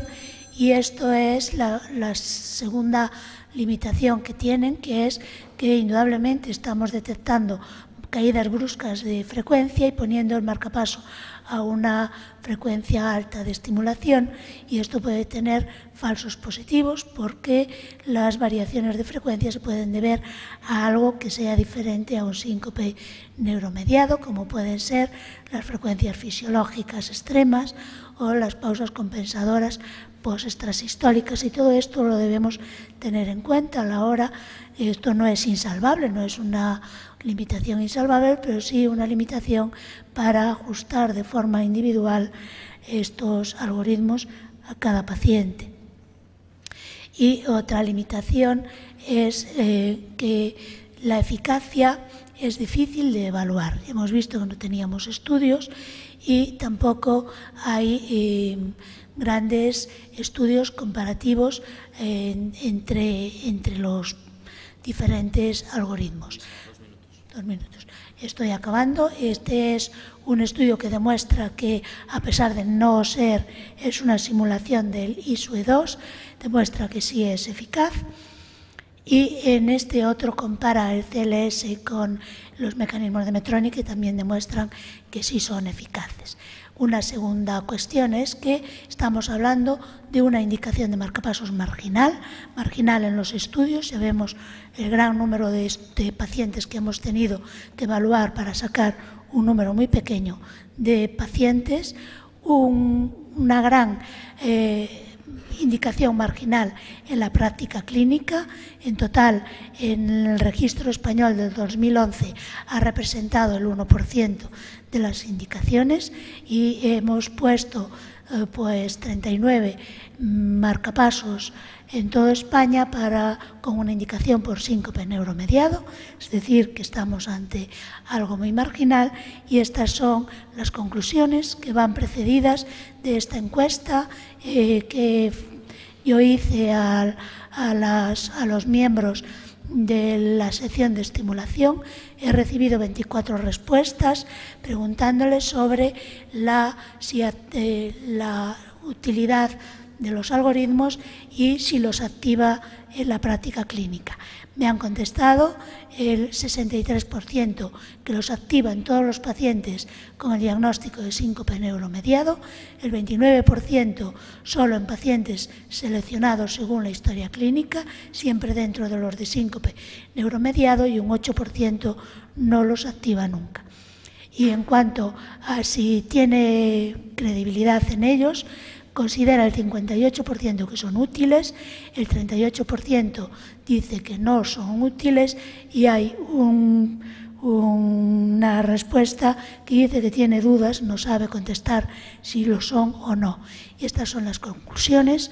Son algoritmos que responden a la fisiología del síncope neuromediado, esto es un valor, que van dirigidos a una población marginal dentro de las indicaciones de marcapasos, que nos faltan evidencias y experiencia clínica para valorar su eficacia de una forma global y comparando los diferentes algoritmos entre sí, que a diferencia de otros algoritmos exigen una programación directa, individualizada y resolver problemas de interferencias e incompatibilidades con otros algoritmos, lo cual lo hace poco amigable en una consulta de marcapasos.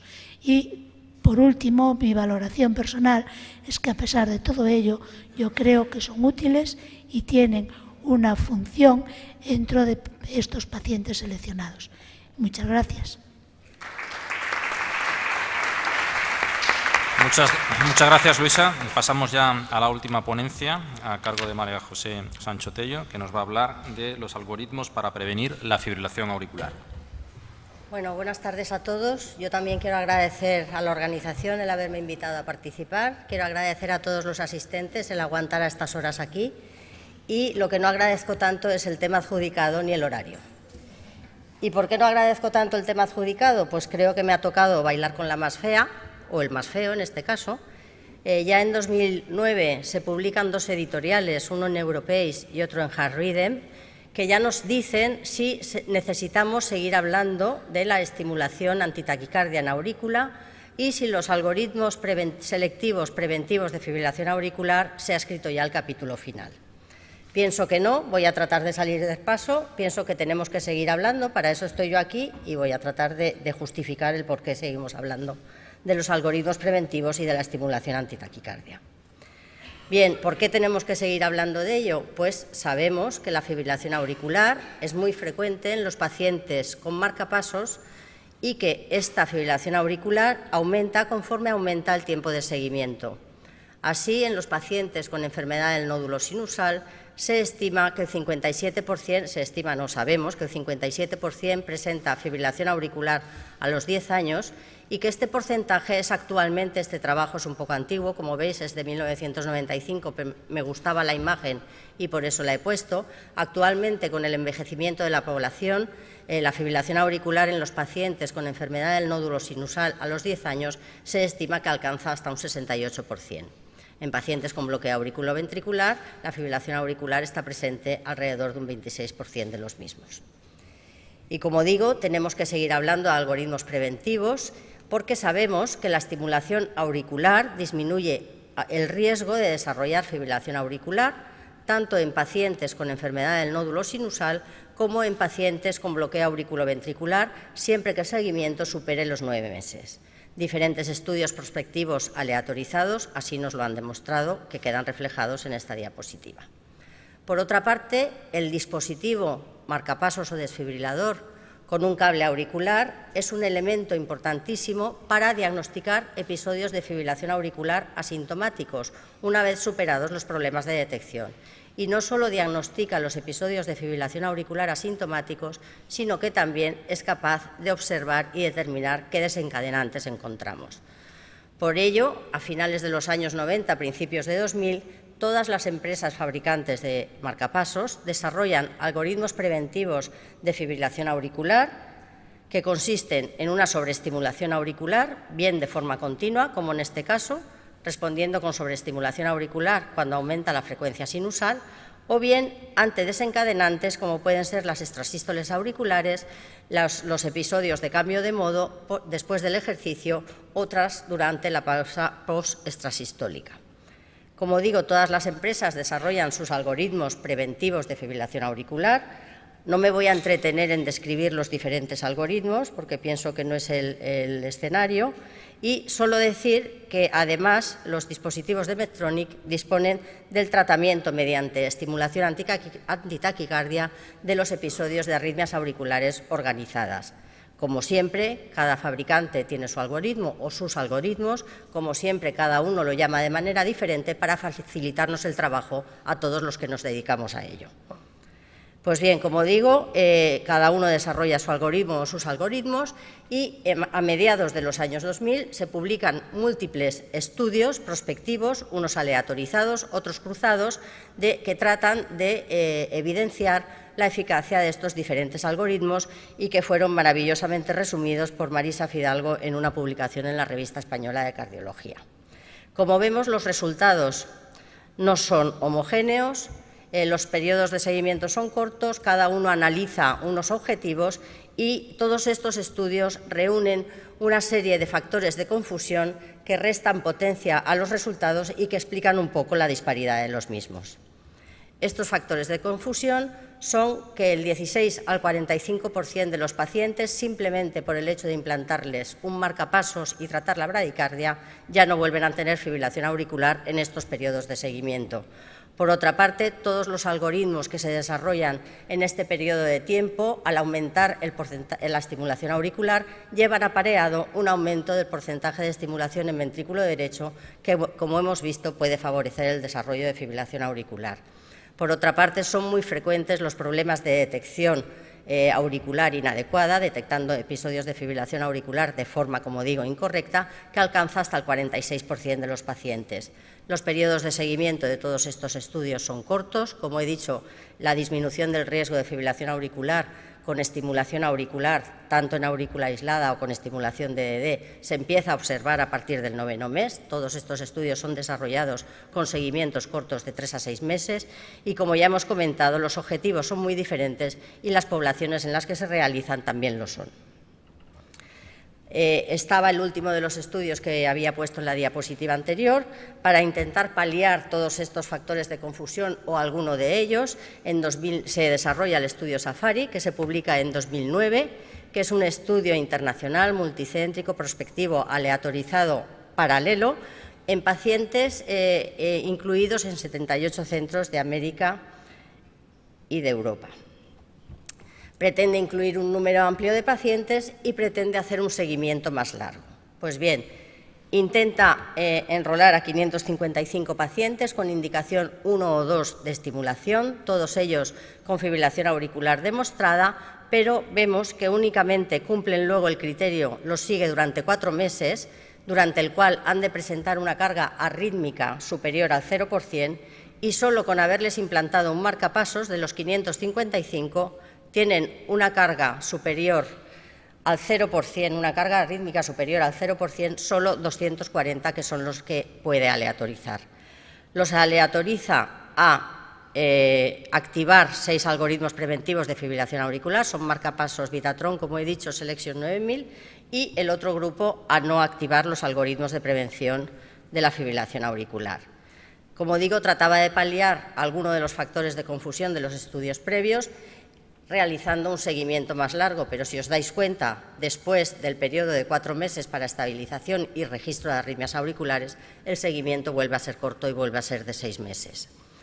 ¿Y qué resultados obtienen? Pues encuentran que el riesgo de desarrollar fibrilación auricular permanente es similar en ambos grupos, encuentran una reducción de carga rítmica de 0,08 horas al día, que es significativo, pero es una magnitud escasa, pero si bien sí encuentra una reducción mayor de 1,38 horas día de carga arrítmica en el grupo que presentaba una alta carga de fibrilación auricular del 6% o más. En España se realiza un registro realizado en varios hospitales españoles que incluyó 68 pacientes, también con marcapasos Vitatron y con indicación 1 o 2 de estimulación y con fibrilación auricular demostrada, a los que les activaban 4 algoritmos preventivos, pero programados de forma individualizada y seguían durante 100 días. También se encuentra una reducción de la carga arrítmica que pasó de 3,9 a 1,3%. Y fue significativo. El estudio POT, también realizado en España, analiza el impacto que puede tener la estimulación auricular antitaquicardia sobre el desarrollo de fibrilación auricular cuando se asocia a los algoritmos preventivos de fibrilación auricular. Es un estudio que inicialmente, este es el diseño del estudio, tras el implante hay un mes de estabilización de fármacos. Luego, es pacientes con indicación 1 o 2A de estimulación, con fibrilación auricular demostrada. Para ello tienen 3 meses antes de la aleatorización en donde han de registrar episodios de fibrilación auricular. Es un estudio cruzado en el que a los 3 meses aleatorizan a activar los algoritmos preventivos de fibrilación auricular o los algoritmos preventivos más estimulación antitaquicardia de arritmias auriculares organizadas. Y después descansan un mes sin algoritmos y los vuelven a cruzar, el que estaba en un grupo pasa al otro y el otro al anterior.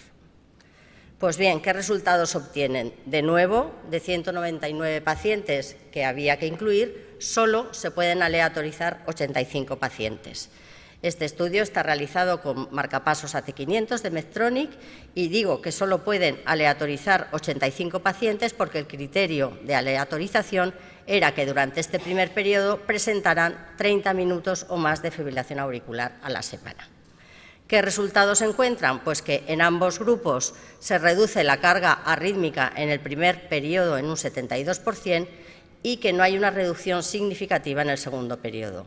Por otra parte, no encuentran diferencias significativas entre la reducción de la carga arrítmica con algoritmos preventivos frente a la asociación de algoritmos preventivos y estimulación antitaquicardia.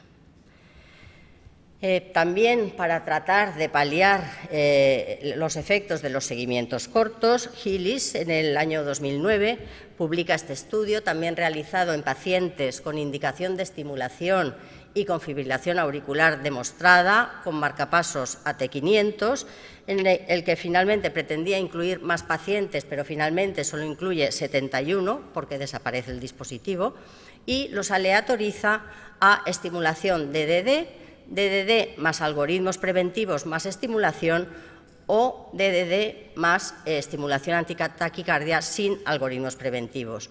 No incluye un grupo solo de estimulación con algoritmos preventivos porque los resultados de los estudios anteriores no le parecían lo suficientemente contundentes para hacer este grupo. ¿Y qué resultados se encuentra? Pues los resultados son un poquito desalentadores.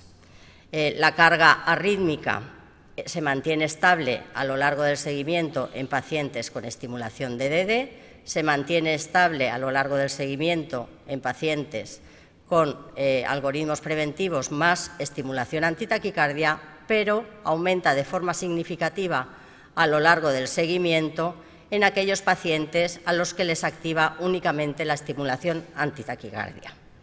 Si analiza la existencia de tratamiento antiarrítmico 1 o 3, encuentra que la carga arrítmica se mantiene estable en aquellos pacientes en que mantenían el tratamiento antiarrítmico con fármacos 1 o 3, pero también la carga arrítmica, se me va el ratón, la carga arrítmica aumentaba de forma significativa durante el seguimiento en aquellos pacientes a los que se les suspendía tras la implantación del marcapasos el fármaco antiarrítmico. Concluyen diciendo que la estimulación antitaquicardia y que la estimulación antitaquicardia combinada con los algoritmos de prevención de la fibrilación auricular no aporta ningún beneficio incremental para reducir la carga arrítmica de fibrilación auricular a largo plazo. comparada con la estimulación convencional de DD. Pero, sin embargo, la estimulación antitaquicardia puede ser beneficiosa en el tratamiento de las arritmias auriculares organizadas o del flúter en pacientes individualizados. Los antiarrítmicos 1 o 3 deben continuarse tras la implantación del marcapasos si lo que se escoge es una estrategia de control de ritmo de la fibrilación auricular. Bien, como hemos dicho, en este estudio de Hillis había también una serie de críticas posibles, como era que los pacientes del grupo con estimulación antitaquicardia incluían un mayor número de pacientes valvulares y un mayor número de pacientes sin tratamiento antiarrítmico. Y luego, por otra parte, como hemos comentado al principio, que todos estos algoritmos conllevan un aumento de la estimulación en ventrículo también, que puede ser innecesaria y deletérea, como hemos visto anteriormente, se analizaban cómo aumentaba la fibrilación auricular conforme aumentaba el porcentaje de estimulación ventricular. En este estudio no encontraban una correlación lineal como se ha encontrado en otros estudios, pero ello lo explicaban comentando que, aunque el porcentaje de estimulación ventricular se obtenía con los registros y los contadores del propio dispositivo, pero que existían en un alto porcentaje latidos de fusión, que no eran latidos totalmente estimulados, sino que eran latidos, había alto porcentaje de latidos de fusión o de pseudofusión, y con esto explicaban este tema. Bien, para tratar de aclarar un poco el tema de los algoritmos preventivos asociados a la estimulación ventricular o con los algoritmos de prevención de la estimulación ventricular, se diseña el estudio Minerva, cuyo diseño se publica en el año 2008. Los resultados, está terminado el estudio, pero no se han publicado los resultados. Es un estudio prospectivo, multicéntrico, aleatorizado y simple ciego, que pretende incluir y que ha incluido 1.300 pacientes con indicación 1 o 2 de estimulación y fibrilación auricular demostrada, que los aleatorizan a estimulación de DD, a estimulación de DD con algoritmos preventivos y con estimulación antitaquicardia, o a estimulación de DD con MVP activado. Los objetivos del estudio es analizar el desarrollo de fibrilación auricular permanente, muerte y hospitalizaciones cardiovasculares a 2 años de seguimiento. Como digo, no tenemos resultados aún y habrá que esperar a la publicación del estudio. Y bien, ya para terminar, el año pasado se publica el estudio ASER, que es un estudio realizado con marcapasos en YUD en pacientes mayores de 65 años con un marcapasos o un desfibrilador implantado en las 8 semanas previas, con antecedentes de hipertensión arterial, sin fibrilación auricular y sin tratamiento anticoagulante a la entrada. Incluye 2.580 pacientes, de los cuales 129 pacientes eran portadores de un desfibrilador. El objetivo primario fue analizar la relación existente entre el registro de fibrilación auricular asintomática por el dispositivo y el riesgo de ictus, pero como objetivo secundario realizan un subestudio en el que aleatorizan a todos los pacientes a los que se les había implantado un marcapasos a activar el algoritmo de sobreestimulación auricular continua o no, como preventivo de fibrilación auricular. Bien, los resultados del primer estudio de láser, del primer objetivo, concluyen que la detección de taquiarritmias subclínicas, aunque no haya una arritmia, una fibrilación auricular clínica, ocurre frecuentemente. Se presentó en el 10% de los pacientes, fueron 261 durante el seguimiento, como he dicho, que fue de 2 años y medio. Es decir, concluyen diciendo que el registro de fibrilación auricular asintomática sí que se asocia, se presenta frecuentemente y se asocia significativamente a un riesgo aumentado de ictus o embolismo sistémico. Este aumento de riesgo de ictus o embolismo sistémico fue de 2,5% en pacientes en los que se registraban arritmias asintomáticas, aumentando conforme aumentaba la duración de las mismas. El riesgo de fibrilación auricular clínica en pacientes que presentaban arritmias auriculares subclínicas fue de 5,5%.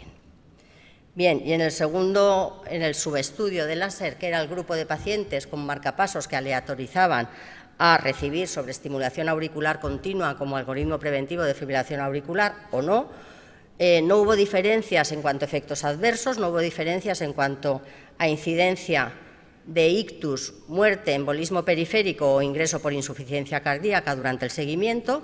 Tampoco hubo diferencias significativas en cuanto al tiempo de inicio de fibrilación auricular clínica, pero sí que se encuentra un mayor crossover en el grupo de sobreestimulación auricular continua que han de pasar al grupo contrario. También se encuentra una mayor detección inadecuada de fibrilación auricular en el grupo de sobreestimulación auricular continua y, curiosamente, se encuentra también una mayor carga de fibrilación auricular en aquellos pacientes con sobreestimulación auricular continua que presentaban un porcentaje de estimulación ventricular inferior al 59%. Este 59% es la mediana de estimulación auricular que existió en el grupo global de estudio. Y, por otra parte, también en el grupo de sobreestimulación auricular continua hubo, como es lógico, un mayor número de recambios. La conclusión de este estudio es que la sobreestimulación auricular continua no previene el inicio de fibrilación auricular, se tolera mal y acelera el recambio del generador. Como digo, me ha tocado bailar con el más feo, pero bueno. ¿Y qué nos dicen las guías de los algoritmos preventivos de fibrilación auricular? Pues bien, las guías de fibrilación auricular americanas del año 2011 nos dicen que los algoritmos preventivos han mostrado resultados mixtos sin afectar a la calidad de vida, ni al número ni duración de los episodios de fibrilación auricular, ni a las hospitalizaciones. Nos dicen algo que ya sabíamos, pero inciden que la estimulación auricular o bicameral frente a la ventricular disminuye el riesgo de fibrilación auricular e ictus en pacientes con bradicardia y que el valor de la estimulación como prevención primaria de la fibrilación auricular recurrente no ha sido probada. La actualización publicada recientemente de las guías europeas de manejo de fibrilación auricular no hablan de los algoritmos preventivos de fibrilación auricular. ¿Y qué nos dicen las guías de estimulación? Pues bien, las guías de estimulación americanas de 2012 nos dicen, no hablan de los algoritmos preventivos, hablan de la estimulación antitaquicardia y nos dicen que el 30 al 60% de las taquiarritmias auriculares se pueden terminar con estimulación antitaquicardia en aurícula, que en pacientes seleccionados puede reducir la carga arrítmica, que no se ha reproducido de forma fiable en estudios aleatorizados y que la estimulación antitaquicardia en aurícula como tratamiento de arritmias auriculares organizadas es igualmente eficaz en pacientes con desfibrilador.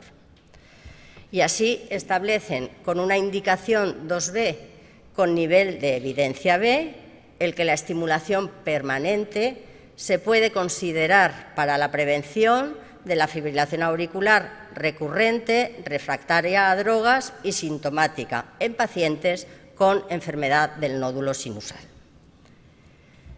Y con una indicación 3, también con nivel de evidencia B, nos dicen que la estimulación permanente no está indicada para la prevención de la fibrilación auricular en pacientes sin otra indicación de implantación de marcapasos, algo que hasta ahora también sabíamos. Y ya para concluir, nos preguntaban de la utilidad clínica, pues decir que la utilidad clínica de los algoritmos preventivos de fibrilación auricular es limitada, que se pueden recomendar en pacientes seleccionados, pero siempre tras maduración del electrodo auricular, que hay que programarlos y controlarlos de forma individualizada, evitando siempre efectos adversos, que los puede tener y los tiene, como hemos visto en el subestudio de láser, y finalmente que la prevención de la fibrilación auricular con estimulación auricular no está indicada en pacientes sin bradicardia. Muchas gracias por vuestra atención.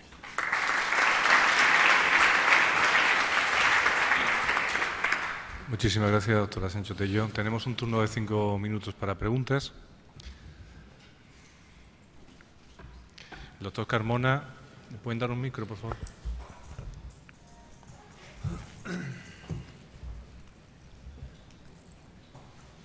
Yo quería preguntar al doctor Leal, ¿se oye? Sí. La estimulación ventricular todos sabemos que es deletérea, especialmente en algunos pacientes, entonces nos tenemos que pelear para evitarla, especialmente la que no es imprescindible.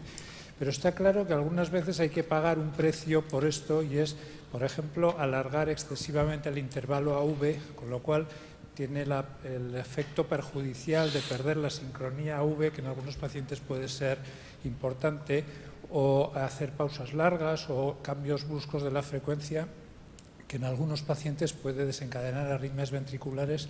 En un paciente con un desfibrilador sería choques, pero en un paciente con marcapasos sería que se muere.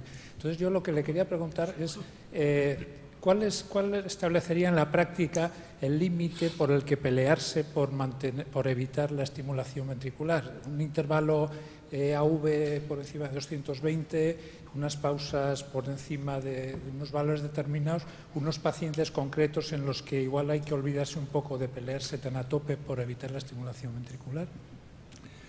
Bien, yo creo que en general y en la práctica habitual nuestra, pues yo te diría que el límite debe estar en la indicación de estimulación cardíaca en pacientes con bloqueo AV de primer grado, que son 300 milisegundos. Paciente con bloqueo de primer grado que tenga síntomas de pseudosíndrome de marcapaso, en esos pacientes está indicado implantar un marcapaso. Por lo tanto, me parece que podría utilizarse ese límite. No está claro cuál es el intervalo V óptimo individual de cada paciente y no es fácil intentar identificarlo. Pero, en mi opinión, utilizar intervalos V mayores de 280 milisegundos, creo que el efecto beneficioso de evitar la estimulación ventricular se puede perfectamente contrarrestar con el efecto indeseable de la pérdida de la sincronía V. No sé si... Doctor Quesada.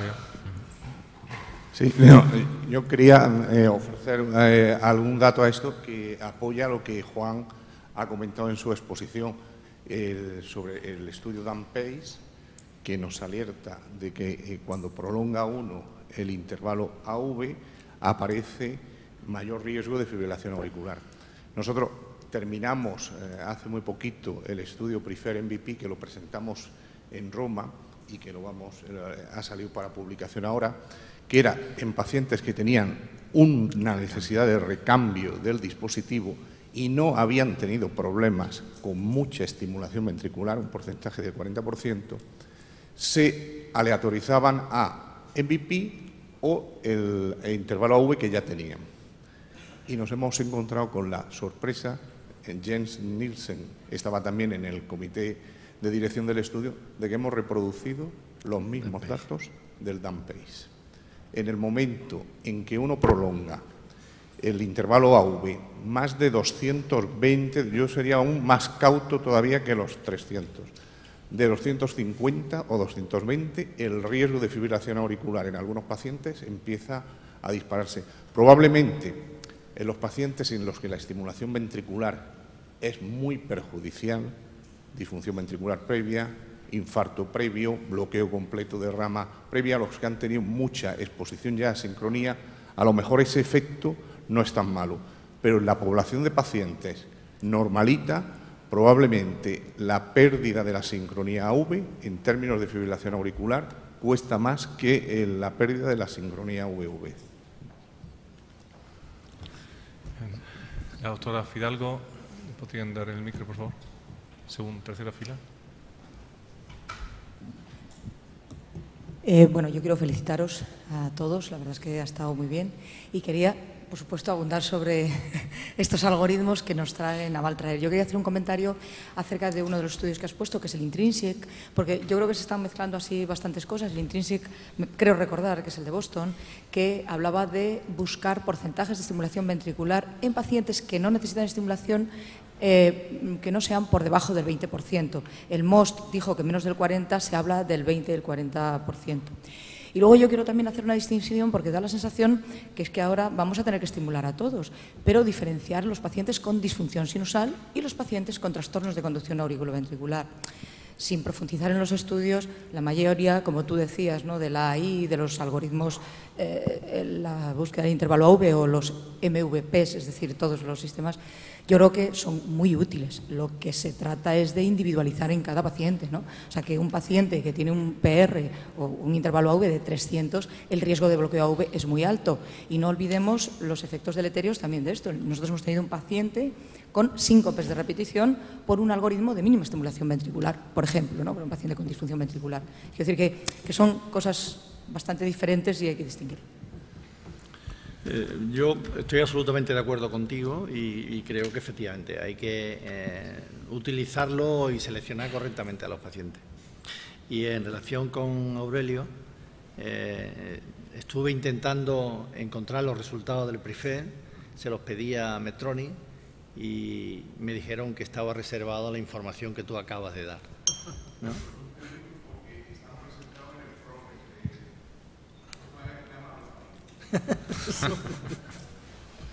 Muchísimas gracias. Desgraciadamente, aunque sí, no tenemos más tiempo, solo agradecer al comité organizador por habernos invitado, a mí a moderar esta mesa, el doctor Alberto Barrera. Simplemente deciros un breve resumen de lo que hemos visto. El doctor De Juan ha hablado de sensores y biosensores, de la incompetencia cronotropa, de las características de los distintos sensores y del futuro de los marcapasos biológicos. El doctor Tomás Ripoll ha hecho un resumen del funcionamiento del ajuste automático de salida, de los aspectos de seguridad, fundamentalmente, del test de captura en ventrículo, en la aurícula y en ventrículo izquierdo. El doctor Leal ha hecho un resumen de la estimulación de APED, de los efectos deleterios que tiene, de los distintos tipos de minimización de la estimulación del ventrículo, de la estimulación ventricular, de los diferentes casos y de los resultados inesperados del estudio DAN-PACE que todos no esperábamos en principio, así como los diversos estudios que hay en marcha y por ejemplo el VOTE que está pendiente. La doctora Luisa Pérez ha hablado de las recomendaciones de las guías actuales, de los distintos estudios clínicos, de los metaanálisis, del estudio ISUS-3, que yo creo que hay que darle más vueltas, creo que es un magnífico estudio que nos ha enseñado muchas cosas, de la encuesta que ha dicho que el 58% de los que hemos contestado son útiles y que nos faltan evidencias con respecto a este tipo de algoritmo. Y por último, la doctora Sancho-Tello ha hablado de fibrilación auricular, de los diferentes algoritmos, de las diferentes empresas, y sobre todo el pupurrí de estudios con diferentes tipos de pacientes incluidos, del Safari, del registro español, del POT, del estudio de Gilly, de Minerva, del láser, publicado en New England y por último nos ha hablado de las guías clínicas y de la situación actual. Muchísimas gracias a todos y tenemos.